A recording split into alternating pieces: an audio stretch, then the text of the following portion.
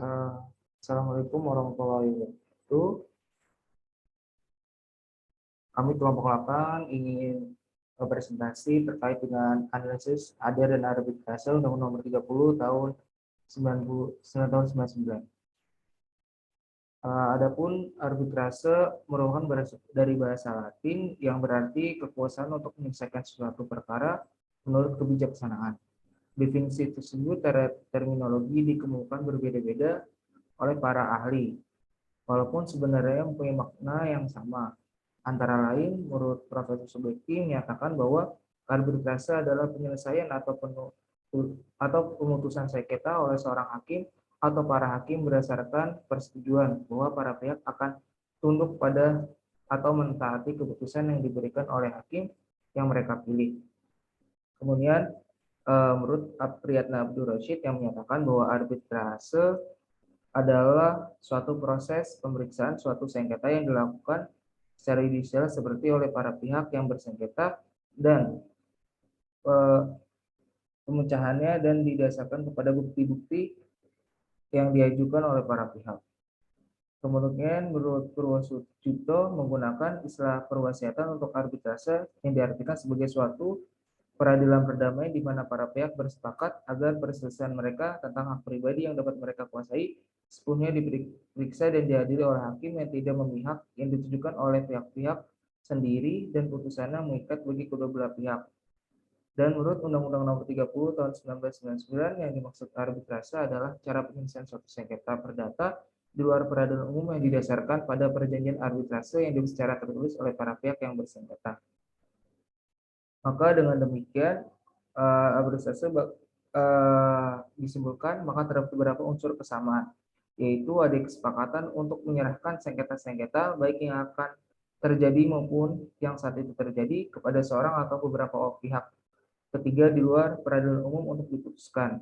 Yang kedua, penyelesaian sengketa yang biasa diselesaikan adalah sengketa yang menyangkut hak-hak pribadi yang dapat dikuasai sepenuhnya, khususnya di sini yaitu dalam bidang perdagangan, industri, dan keuangan.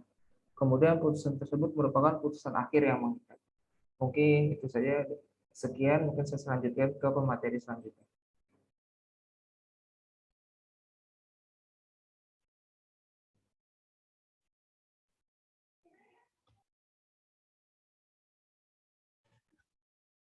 Baik, terima kasih.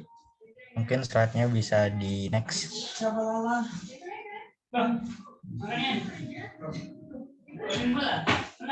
Oke, kita akan melanjutkan tentang alternatif penyelesaian sengketa. Yang kita ketahui bersama bahwasanya alternatif penyelesaian sengketa itu merupakan bentuk suatu penyelesaian sengketa yang berada di luar pengadilan berdasarkan atas dasar konsensus yang dilakukan oleh para pihak kaitan sengketa, yakni antara satu dengan yang lainnya tanpa ataupun dengan bantuan para pihak ketiga yang netral. Bahwasanya kita bisa mengartikan pihak ketiga yang netral yaitu melalui prosedur disepakati seperti pengadilan dengan cara konsultasi, penyelesaian di luar pengadilan dengan cara konsultasi, kemudian bisa dengan negosiasi, mediasi, konsolidasi, atau penilaian ahli. Jadi cara-cara tersebutlah yang bisa men-solving problem tentang alternatif penyelesaian sengketa tentang arbitrase tersebut. Kemudian next.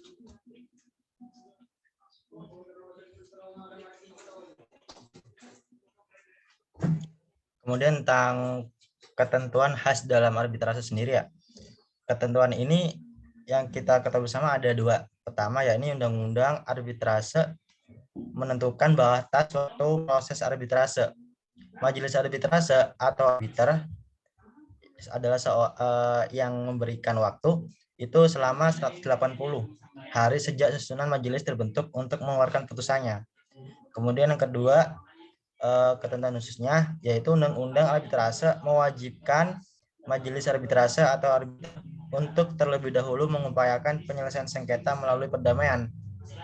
Sebenarnya hal ini udah jelas dan udah konkret yang dijelaskan yang tertuang dalam pasal 5 ayat 1 UU Arbitrase, menyatakan bahwa sengketa yang dapat diselesaikan melalui arbitrase hanya sengketa di bidang perdagangan mengenai hak yang menurut hukum dan peraturan perundang-undangan dikuasai sepenuhnya oleh pihak yang bersengketa. Itu adalah ketentuan khas dalam arbitrase sendiri yang telah dituangkan dalam undang-undang arbitrase. Mungkin sekian yang bisa saya sampaikan. Saya lanjutkan kepada pemateri yang ketiga.